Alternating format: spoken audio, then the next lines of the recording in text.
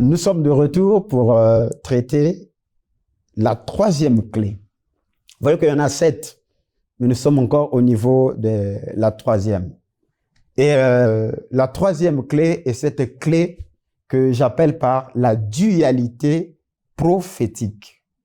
Alors, pour ceux qui ont suivi la deuxième clé quand nous avions traité sur l'espace-temps prophétique, je crois qu'il y a beaucoup de choses à dire là-dessus. Je ne peux pas tout développer, mais ça fait partie des exercices. Quand vous verrez Malachie chapitre 4, le verset 5 à 6, il est dit que je vous enverrai Élie le prophète.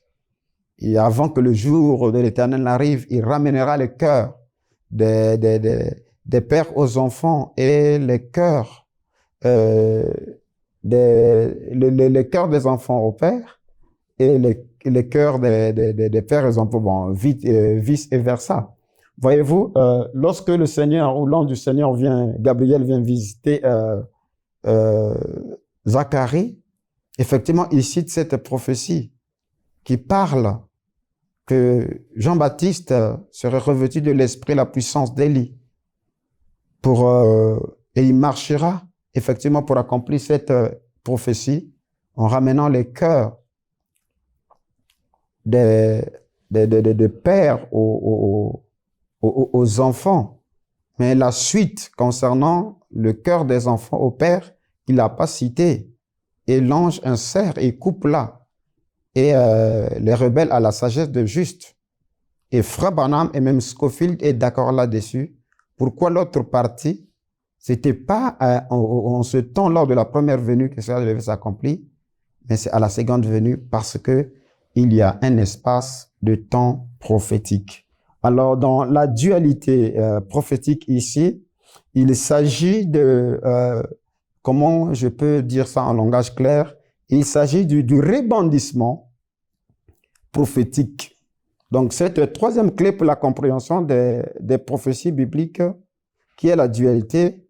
Et nous voyons que une prophétie de l'Écriture peut avoir un accomplissement dans un temps donné, et plus tard, cet accomplissement aura un rebondissement dans le futur, mais dans une mesure d'accomplissement plus parfait.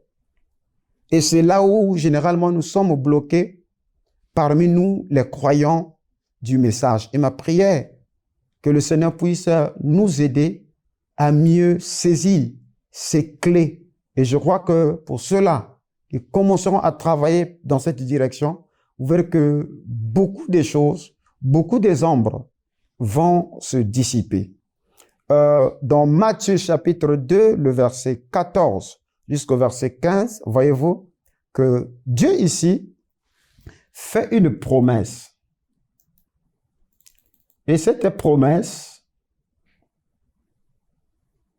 était déjà mentionnée dans Osée chapitre 11, le verset 1er, où il est dit que quand Israël était encore un jeune, j'ai appelé mon fils hors d'Égypte. Et c'est Moïse qui vient effectivement vous dire à Pharaon, laisse aller mon peuple, offrir les sacrifices hors d'Égypte. Mais nous voyons ici dans Matthieu chapitre 2, le verset 14 à 15, cette même écriture est citée. Il s'agit ici du moment où Jésus a été persécuté par Hérode et que l'ange les a ordonnés de se réfugier en Égypte. Et quand Hérode est mort, l'ange est venu à Joseph pour dire, maintenant tu peux repartir avec l'enfant parce que ceux-là qui cherchaient sa perte, ils sont tous morts. Et au moment où Marie, Joseph et Jésus, l'enfant, reviennent, Matthieu dit que c'est afin que s'accomplisse ce que le Seigneur avait annoncé par le prophète. J'ai appelé mon fils hors d'Égypte. Alors, comment allons-nous expliquer cette écriture? Cette même écriture s'applique à Jacob, qui est appelé hors d'Égypte. La même écriture s'applique à Israël, qui est appelé hors d'Égypte, parce qu'Israël est le fils de Dieu. Et Moïse a dit à Pharaon, laisse aller mon fils.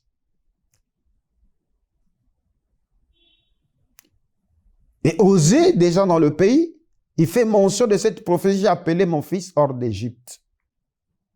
Et dans Matthieu, on vient retrouver le rebondissement de la même écriture que Matthieu applique à Jésus. Oh, vous savez que les écritures, ou les saintes écritures, les évangiles n'ont pas été écrites au moment où Jésus-Christ parlait. Voilà pourquoi il les avait dit de ne point s'éloigner à Jérusalem jusqu'à ce qu'il soit revêtu de la puissance d'en haut. Et ce consolateur qui est promis, il devait les enseigner, il devait les annoncer des choses à venir, il devait même les rappeler des choses que le Seigneur les avait dites. Donc lorsqu'ils sont commencés à écrire, je crois vers l'an 60, 50-60, c'est en ce moment-là que les récits qu'ils avaient, ils commençaient à adjoindre cela avec des prophéties de l'Ancien Testament. Que effectivement, si Jésus était parti en Égypte, ce n'est pas comme les gens le pensent que c'était pour qu'il soit initié, non. C'est pour l'accomplissement de Osée chapitre 11, le verset 1er. J'ai appelé mon fils hors de l'Égypte. Donc, vous voyez, la même prophétie a eu un rebondissement. Et c'est la troisième clé dont je suis en train d'énumérer ici sur la dualité prophétique. Frère Branham appelle cela parfois que une écriture a un double accomplissement. Une écriture a une multiple accomplissement. Et pour appuyer cela, je prends dans Questions et réponses du 12 janvier 1961, le paragraphe 438, Frère Branham dit, c'est comme quand vous allez dans Matthieu 3, il est dit, afin que s'accomplisse ce que le prophète a dit, j'ai appelé mon fils hors d'Égypte. Eh bien, il s'agissait de Jésus, le fils. Mais lisez la référence. Le fils, c'était aussi Jacob. Voyez-vous, tout cela a une double signification. Et c'est là que nous avions des sérieux problèmes. On est buté sur les questions du genre seconde venue, millénium et autres que vous connaissez. C'est parce qu'on ne comprend pas les clés pour décrypter les prophéties. La même écriture peut avoir une multiple application, un double accomplissement, ce que j'appelle la dualité prophétique. Donc aujourd'hui, cette écriture est accomplie. Prêché le 19 février 1965, au paragraphe 58, Frère Branham dit que, comme par exemple, il est dit dans la Bible que j'ai appelé mon fils hors d'Égypte, en se référant à Jésus. Consultez la marge. Quand Frère Branham dit la marge ici, mon ami, ce n'est pas la marge de Louis II, il s'agit de Bibles avec référence, soit la Scofield, la Thompson, King James, Dr. Lamsa, vous voyez, je vous déconseille de ne pas être comme les enfants de l'école de dimanche. Soyez sérieux avec des choses du royaume. Soyez sérieux avec l'appel que vous avez reçu de la part du Seigneur. Investissez pour votre ministère, pour que vous puissiez veiller sur votre enseignement, car en agissant ainsi, dit Paul, tu te sauveras toi-même et ceux qui t'écoutent. Parce que ce qui souille, ce n'est pas ce qui rentre, c'est ce qui sort. Et ce qui sort, c'est le levain. Donc, un prédicateur, il peut être un canal par lequel Dieu sauve les gens par des enseignements, ou soit il peut être un canal satanique par lequel il détruit des âmes par un enseignement. Voilà quoi, veillez à ce que vous écoutez, veillez à ce qui vous est dispensé. C'est une question de salut. Et le salut ici, selon 1 Timothée 4, 13 à 16, passe par un enseignement pur.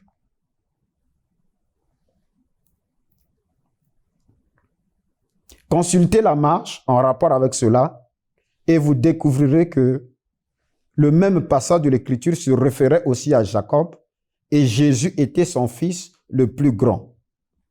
Jacob était son fils qu'il avait appelé hors d'Égypte, ce à quoi se rapporte la référence de Scofield et toutes les autres références parce que c'est le passage de l'Écriture auquel cela se rapportait.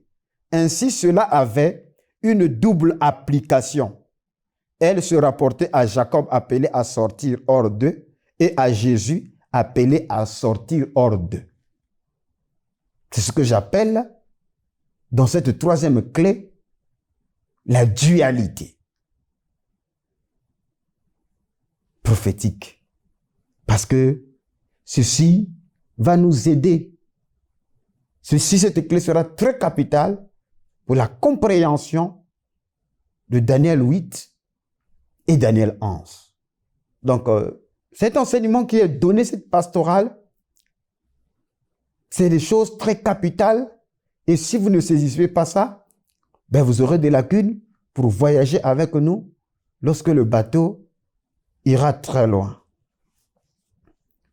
Tout comme dans le discours sur le mont des Oliviers, où Jésus explique la dualité prophétique, quand Jésus-Christ commence à parler de Matthieu 24, à partir du verset 21 jusqu'au verset 22, il commence à décrire la destruction du temple suite aux 3 questions qu'il lui fit poser par des disciples. Il commence à montrer ce qui arrivera dans la suite des temps. Mais quand il rentre dans ce qui est appelé prophétiquement la détresse de Jacob, ou plus précisément le 6e sceau, il dit, car alors la détresse sera si grande qu'il n'y en a point eu de pareil depuis le commencement du monde jusqu'à présent, et qu'il n'y en aura jamais. Et si ces jours n'étaient abrégés, personne ne serait sauvé. Mais à cause des élus, ces jours seront abrégés. Voyez, cette partie parlait de la fuite d'Israël ou des Juifs suite à l'invasion des troupes romaines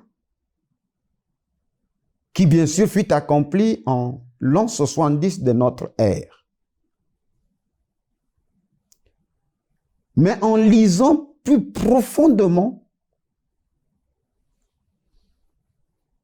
les déclarations du Seigneur mentionnées dans Matthieu 24 et dans Luc 21, vous verrez que cette prophétie aura un rebondissement dans le futur et dont l'accomplissement final ou parfait se fera effectivement à la fin des temps, lorsque s'accomplira réellement la prophétie sur la détresse de Jacob, qui s'accomplit dans le 6e sceau, incluant ainsi la purification de la Vierge folle, la purification des 144 000, et qui se soldera par la purification de la terre.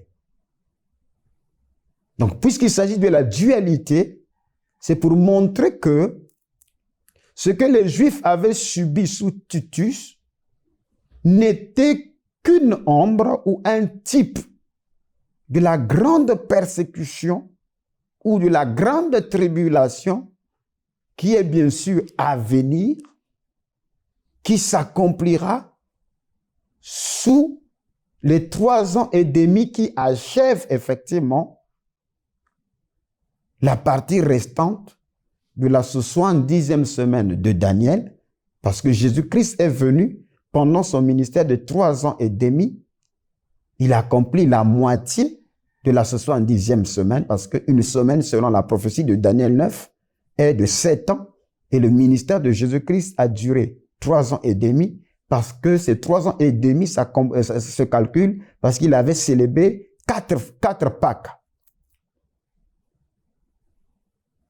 Donc, l'autre partie, pour que Matthieu 24 trouve sa réalisation parfaite, quoique la réalisation imparfaite eut lieu lorsque Titus vint pour détruire le temple et incendier la ville. Mais comme nous sommes dans la dualité prophétique, l'accomplissement dans sa plénitude sera dans le futur. Voyez-vous que la prophétie est double et nous devons apprendre les leçons de l'histoire. La destruction de Jérusalem par les armées romaines en l'an 70 après Jésus-Christ n'était qu'une préfiguration de la grande tribulation qui est encore à venir. Et Frère Branham dit cela ici dans Il y a maintenant ici plus que Salomon, prêché le 6, 3e mois 1964 au paragraphe 41. Écoute Frère Branham. Regardez bien, ici, il parlait par une prophétie composée. Il leur disait aussi que ils étaient une génération faible et adultère. Et il leur disait aussi que toute génération faible et adultère et une qui devait venir recevrait un miracle. Remarquez, il dit une génération faible et adultère demande un miracle. Il lui sera donné d'autres miracles que celui de Jonas. Car, de même que Jonas fut 3 jours et 3 nuits dans le ventre du grand poisson, de même le Fils de l'homme doit être dans les seins de la terre pendant 3 jours et 3 nuits.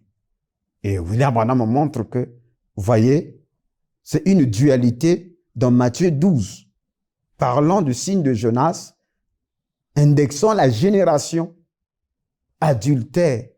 Et Branham dit que, voyez-vous, cette prophétie ne s'adresse pas simplement à la génération du temps de Jésus, mais suivant le 3e principe qui est la dualité, il y aura encore une autre génération méchante et adultère qui est à venir. Voilà pourquoi dans la prédication ou l'enseignement Shalom, les 2 Shalom, Frère Branham montre que les ténèbres qui tombèrent sur les Juifs, qui les amena à renier le Seigneur, les mêmes ténèbres tombent sur l'Église des nations aujourd'hui. Et ce sont ces ténèbres-là qui tombèrent sur les Juifs, qui firent d'eux une génération méchante et adultère. Et si les mêmes ténèbres, suivant le principe de la dualité, viennent sur l'Église de Laodicée, alors cette Église devient, pareillement suivant la 3e clé qui est la dualité prophétique, une génération méchante et adultère. Je continue dans Il y a ici un plus grand que Salomon, prêché le 25, 6e mois 1958, Frère Branham dit au paragraphe 27, ici toujours la même citation sur la génération adultère et méchante, il dit « Tout le monde sait que l'écriture a un sens composé », voilà les mots qu'il utilise, et que l'histoire se répète. Croyez-vous que l'écriture a un sens composé? Très bien. Donc Frère Branham est dans les clés de la prophétie. Prenez par exemple ici, que me vient à l'esprit, où il est dit dans Matthieu 3, « J'ai appelé mon fils hors d'Égypte ». Suivez la référence de cela et voyez qu'il ne parle pas de Jacob. Certainement, il dit Jacob, le fils de Dieu. Cela veut dire Jésus, fils de Dieu. C'était une prophétie composée à plusieurs sens. Je crois donc que nous sommes de retour à une génération méchante et adultère.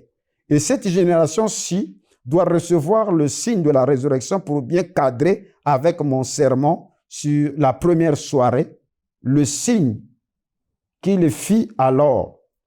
Il ne les a jamais fait depuis, dans tous les âges, jusqu'à la clôture de la dispensation des nations où nous vivons maintenant. Et cette génération méchante et adultère qui a rejeté Christ a reçu le signe de la résurrection. Le dernier signe a été donné à l'Église. Or, vous verrez que, suivant la dualité prophétique, le signe de Jonas a toujours précédé le signe de la reine ou la montée prophétique de la reine du Midi. Donc, pour mieux cerner certains enseignements que je donne, il vous faut des bases.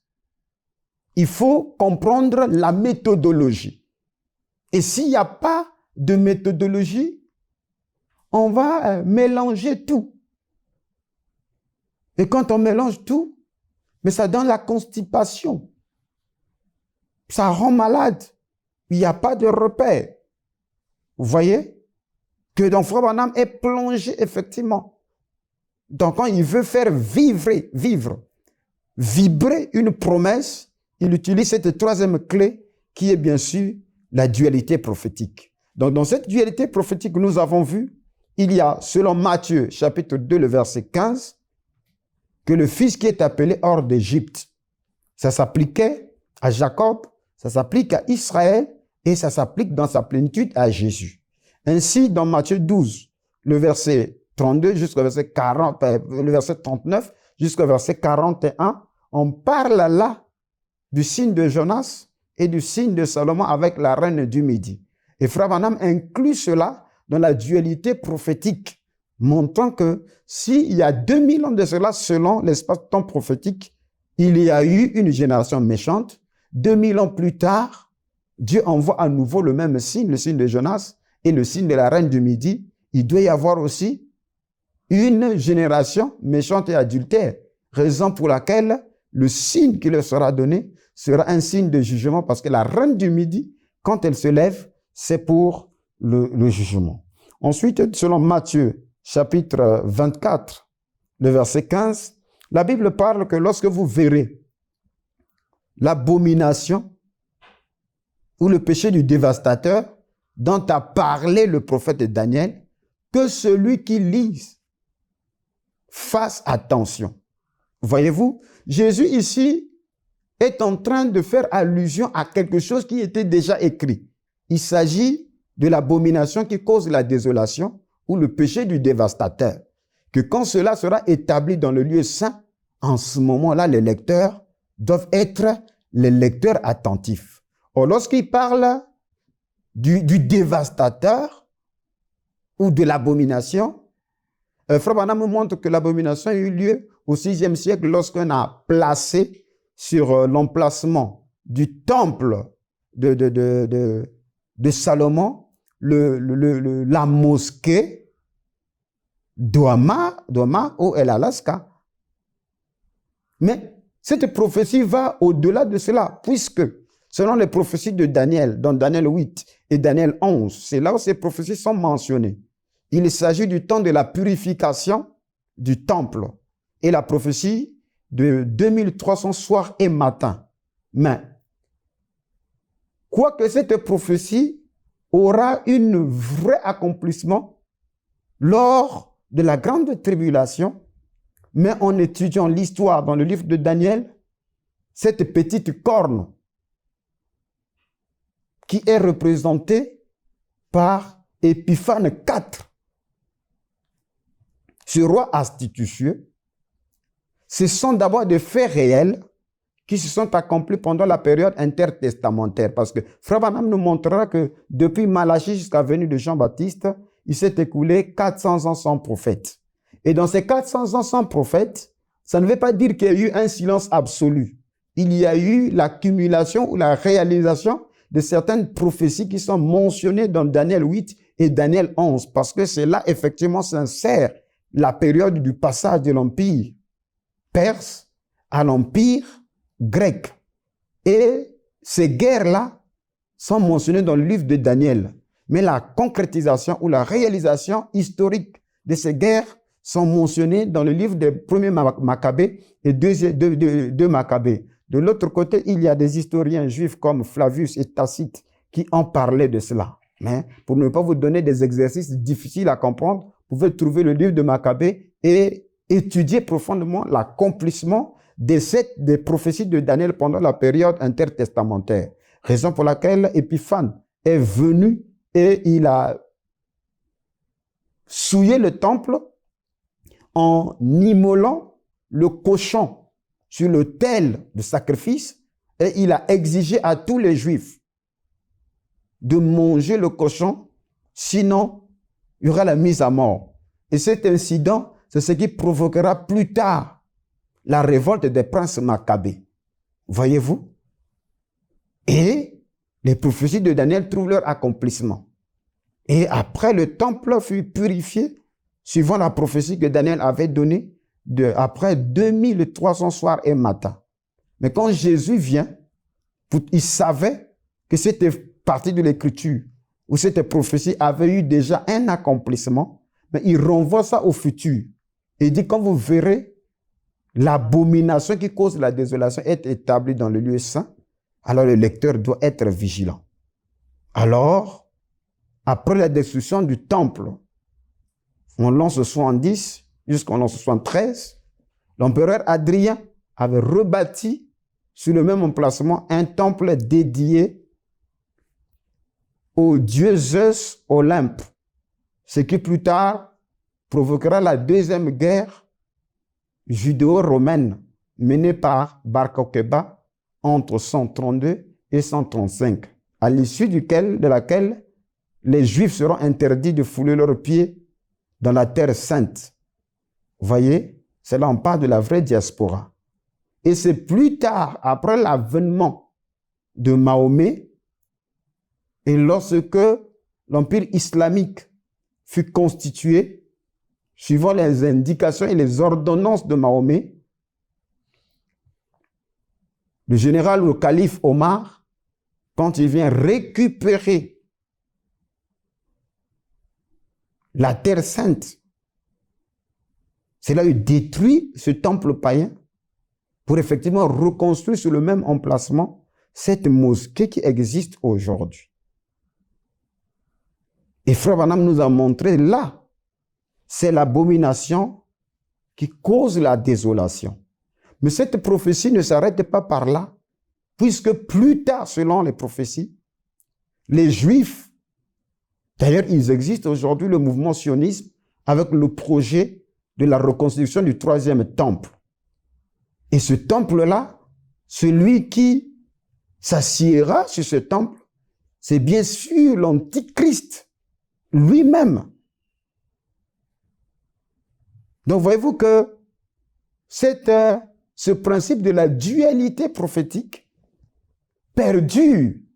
La même écriture a un rebondissement encore et encore. Il y a beaucoup de choses à lui dire là-dessus. C'est comme plutôt Zacharie 14.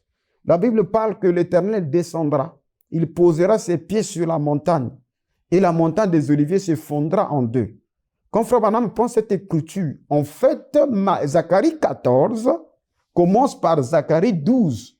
Et c'est ce qui inclura le deuil d'Adrimon. Pour parler effectivement des trompettes et le scellement des 144 000.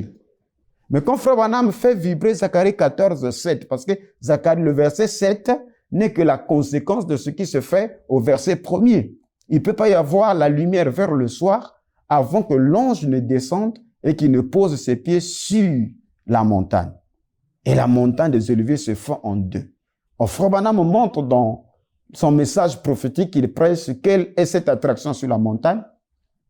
Au paragraphe 95 et 96, il montre qu'il y a quelque chose de particulier au verset 5. Il s'agit de l'effondrement de la montagne et du secousse des tremblements de terre. Donc, Frère Branham prend une écriture, une prophétie qui doit s'accomplir dans le futur, mais qu'il fait vivre au temps présent qui rattache ce tremblement de terre avec la déflagration des anges qui sont venus le visiter selon la vision qu'il avait faite le 22 décembre 1962, qu'il appelle la vision de la constellation, qui s'accomplira plus tard en février et certainement en mars. Voyez? Et dans cette brochure, il dit que, voyez-vous, il y a quelque chose de particulier, des tremblements de terre. Et il montre que c'est l'accomplissement, effectivement, de Zacharie 14, le verset 5 à 9 ou 4 à 9, qui annonce sa venue au dernier jour. Parce que ses pieds se poseront sur la montagne. Donc, Frère Branham commence à montrer que le mont Sunset, ou la montagne du soleil couchant, est en fait la version occidentalisée de la montagne des Oliviers. Mais ça ne s'arrête pas par là. Dans la demeure future, Frère Branham nous montrera que Dieu a tellement aimé cet endroit appelé la Palestine, qu'à tel point, lors de la volcanisation, il y aura une éruption qui fera qu'il y ait une fissure et une montagne s'élèvera, et c'est là où le peuple de Dieu s'installera. Donc, voyez-vous qu'il y a deux dualités là. Il y a la dualité. De l'autre côté, Frère Branham, en Occident, il trouve que cette écriture est accomplie, mais suivant le principe de la dualité, il ramène aussi un accomplissement futur de la même écriture. Et c'est cela l'enseignement parfait. C'est cela le ministère du docteur. Parce que le ministère du docteur, il s'agit de réconcilier l'écriture, de placer chaque écriture à sa place selon l'accomplissement dans le temps. En dehors de cela, nous aurons des gens qui vont s'agripper sur un tel accomplissement, et lorsqu'on va leur dire cet accomplissement c'est bien, mais il y a aussi une suite qui s'accomplira de l'autre côté selon le principe de la dualité, ils ont des problèmes. C'est ça ce qui a mené la catastrophe, la cacophonie, le groupement, les ethnies doctrinaux qu'on a aujourd'hui et qu'on a des lacunes aujourd'hui à concilier les gens. C'est parce que on est allé dans une direction sans méthodologie, sans principe. Et d'ailleurs, là, il n'y a pas des enseignants. La finalité, c'est la mort. Que le Seigneur nous vienne en aide pour que nous puissions comprendre que la parole, on ne la lit pas de façon éparpillée, on ne l'étudie pas de façon éparpillée, mais la parole de Dieu suit un certain nombre de règles. Et si nous respectons ces règles, vous verrez que tout rentrera dans l'ordre. Que le Seigneur Jésus-Christ vous bénisse. Je crois que la suite, ça sera dans les prochaines émissions.